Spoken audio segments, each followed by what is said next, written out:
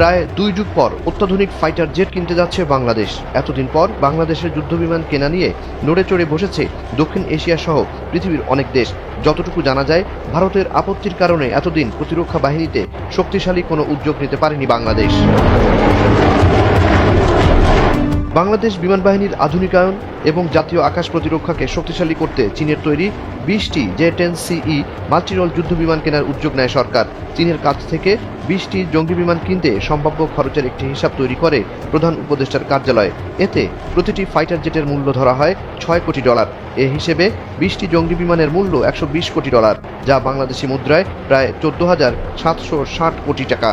2027 সাল নাগাদ চতুর্থ প্রজন্মের এ মাল্টিরোল কম্ব্যাট এয়ারক্রাফট কেনা, প্রশিক্ষণ এবং অন্যান্য খরচ সহ মোট ব্যয় হচ্ছে $220 কোটি, যা বাংলাদেশি মুদ্রায় প্রায় 27,060 কোটি টাকা।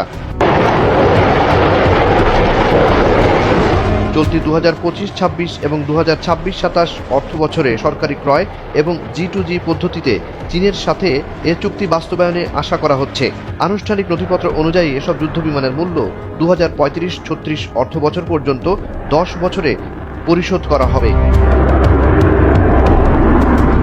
J-10CE যুদ্ধবিমান মূলত চীনের বিমান বাহিনীর ব্যবহৃত J-10C এর রপ্তানি সংস্করণ।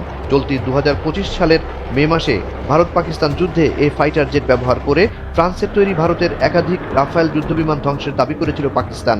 তারপর থেকে বিশ্বজুড়ে আলোচনার কেন্দ্রে উঠে আসে J-10CE, আর আন্তর্জাতিক বাজারে দাম পড়ে যায় রাফায়েল যুদ্ধবিমানের। চলতি বছরের মার্চে প্রধান উপদেষ্টা ডক্টর মোহাম্মদ ইউনূসের চীন সফরের সময় চীনের কাছ থেকে মাল্টিরোল কম্ব্যাট এয়ারক্রাফট বা বহুমাত্রিক যুদ্ধবিমান কেনার বিষয়ে আলোচনার কথা জানিয়েছিল প্রধান উপদেষ্টার প্রেস উইং। ওই সময় চীন প্রস্তাবটিতে ইতিবাচক মনোভাব দেখায় বলে জানা যায়। এরপর যুদ্ধবিমান কিনতে আলোচনার মাধ্যমে চুক্তি চূড়ান্ত করতে 11 এপ্রিলে বিমান বাহিনীর প্রধানকে সভাপতি করে 11 সদস্যের একটি আন্তঃমন্ত্রণালয় কমিটি গঠন করা হয়। কমিটিতে আছেন প্রধান উপদেষ্টার কার্যালয়, প্রতিরক্ষা মন্ত্রণালয়, অর্থ বিভাগ, অর্থনৈতিক সম্পর্ক বিভাগ, আইন মন্ত্রণালয় সহ সংশ্লিষ্ট মন্ত্রণালয় ও সংস্থার প্রতিনিধিরা। বাংলাদেশ বিমান বাহিনীতে আছে মোট 212টি এয়ারক্রাফট, যার মধ্যে 44টি ফাইটার জেট। ফাইটার জেটের মধ্যে 36টি চীনা নির্মিত F-7 যুদ্ধবিমান।